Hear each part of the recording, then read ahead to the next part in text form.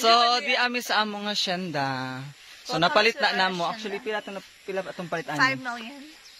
Dili, uy. That is down payment rang. 5 million. Actually, down payment namin 5 million. And pila atong nabayad last na atong default ni si Ja. It's 10 billion. Yeah, 10 actually, billion. Kasi actually tanan na. Apil ang Yes, booking. apil na ang rice field. Yes. Apil ning Kabaw, guys. Ay, kamo na picture ka sa nawa, guys. Mahal siya, guys. Kay bongga siya kamong Kabaw. Kay masugo. Di mangilog og pagkaon, guys. Muluto, yes. High-tech. Dapat among kuan o butakal. Actually, guys, apil pa kasi ni guys, Canada nga area, ang rice field nga area dito sa babaw. Yes. Can you see that?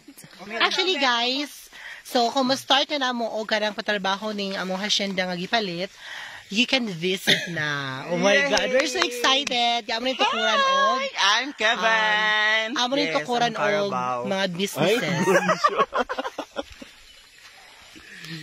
Hi guys. So, excited kaayo mi. Og excited kaayo mi nga mukhaon sa among gihimo nga burger. And ang burger is mahal siya, guys, kay made in France. Ang mga ingredients sa abroad pa mo gikuha. Then kasabot mo, guys, ang among gisagol. Ang among gisagol nga pati kay dili siya. Usually, di ba, ang mga pati kay mga chicken or mga meat, di ba, something like that. Ang amo, guys, kay sheep. Wow. Makdita mo ba nito? Sheep, Brad. Sheep. Happy birthday to Merl.